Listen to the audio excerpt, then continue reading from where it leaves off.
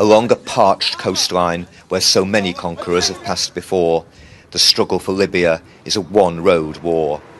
The conflict has swung back and forth along this highway, its few strung-out settlements repeatedly changing hands.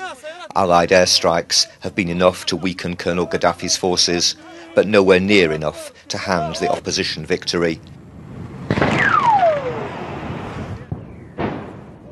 Today, they've been forced back again into a headlong retreat, fleeing back along the road in total confusion. To find out what's going wrong, I've come to a former government military base taken over by the opposition.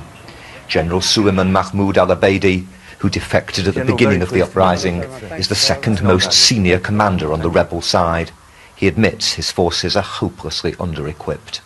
Our problem, we need help.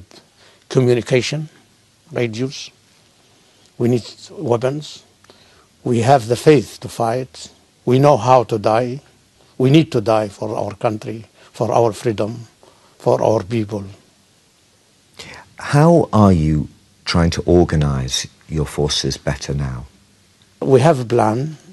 They don't obey to do that. We have two lines in Gaddafi at that time when I've been there. The first line, we know what's the first line, and then we must be retreat to the second line. But they don't obey, yes. How many military people like yourself, people from the Libyan army, how many people like that are there? Are there units? Fighting now? Yes. There are a few thousand of our people now fighting with the civilian. But not as an officers, or they take their ranks and civilian dress and fighting with the young people. That's what happened now.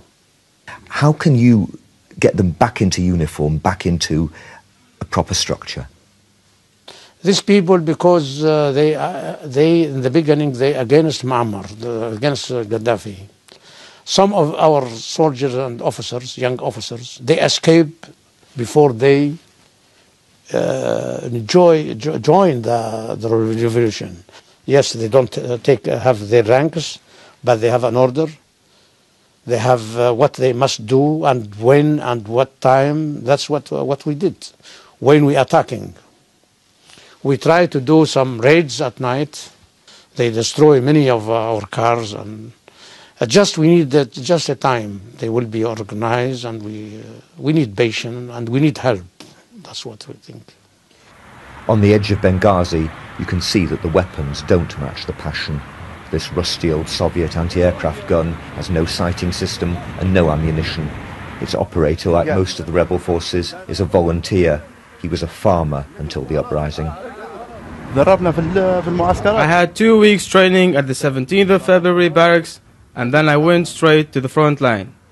The opposition desperately need more weapons, but that won't be enough to turn them into an efficient fighting force.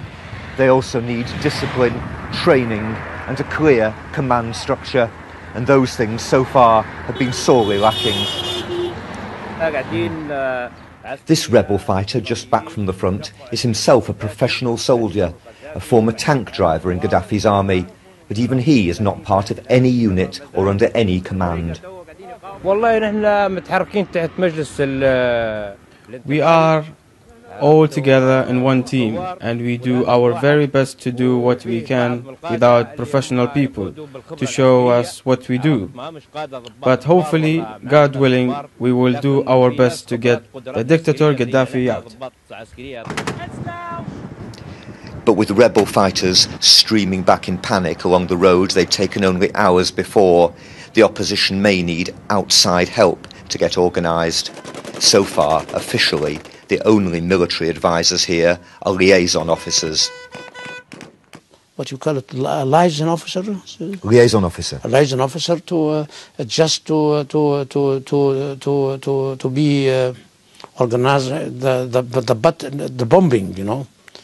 And now, till now, there is no civilian from Gaddafi people, as he said, of our people die from the air raid. So there are liaison officers, allied liaison officers with your military headquarters? Yes. What are they doing? just to organize between us and them for the raid.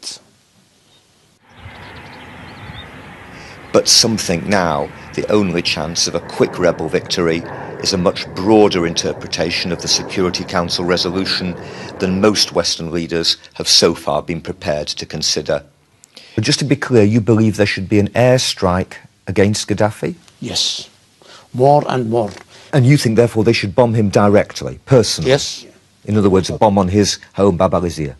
Yes, should be. To kill him? To be in all the problems, to be everyone from those army will be a hero in our mind, in our history. This butcher, this man. How long do you now think it will take to defeat Gaddafi? If the Allied, if USA and the other free countries agree to help us just by raid, we will live throughout 2 weeks. But without their help, maybe we need more than 6 months. But with the Allies still undecided about how best to help, it looks as though the tide of war will continue to flow back and forth along this desert road before the fate of Libya is decided.